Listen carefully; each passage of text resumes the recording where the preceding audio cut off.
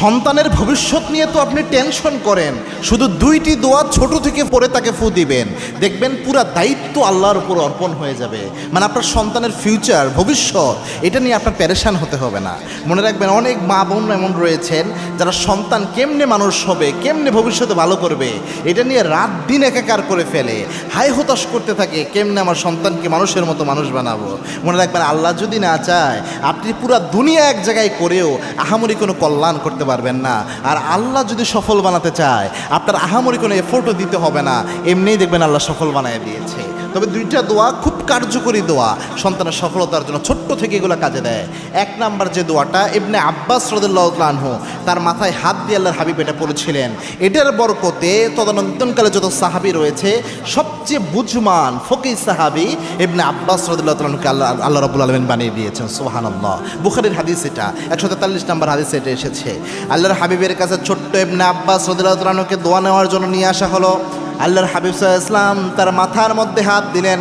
হাত দিয়ে আল্লাহর হাবিব বললেন, আল্লাহুম্মা ফাক্কিহু ফিদ্দীন ওয়া আল্লিমহু তাওয়িল। হে আল্লাহ, ইবনে আব্বাসকে আপনি দ্বীনের বুঝ দান করেন। আল্লাহুম্মা ফাক্কিহু ফিদ্দীন, দ্বীনের বুঝ, অনুধাবন শক্তি আল্লাহ আপনি দেন। মনে রাখবেন, আপনার সন্তান দুনিয়ার সমস্ত সাবজেক্ট পড়লো, সব জ্ঞান নিল, কিন্তু দ্বীনের জ্ঞান তার অন্তরে নাই। এটা যদি আল্লাহ না দেয়, আপনার সন্তান, হ্যাঁ বিশেষ ক্যাডারও তো হয় অনেকের সন্তান, দেখেছেন কিছুদিন আগে যে সচিবের মা, সে ঘরে মরে পড়ে গলে আছে 7 দিন ধরে, ঈদ চলে গেছে, তাও সন্তানরা জানে না। অথচ এক সন্তান সচিব, এক সন্তান বিশ্ববিদ্যালয়ের শিক্ষক, আর এক সন্তান প্রবাসী, আবার মেয়েও রয়েছে, সবাই শিক্ষিতা, কিন্তু আহামরি কোনো খোঁজ খবর বাবা মারা নেয় না। তো দ্বীনের বুঝ না থাকার কারণেই তো এটা হয়েছে।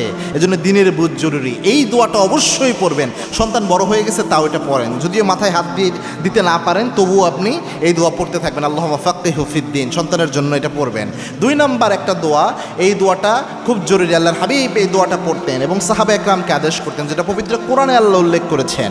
আপনি পড়েন, রব্বানা হাব লানা মিন আজওয়াজিনা ওয়া যুররিয়াতিনা কুররাতা আয়ুন ওয়াজআলনা লিল মুত্তাকিনা ইমামা। সূরা ফুরকানের 74 নম্বর আয়াত।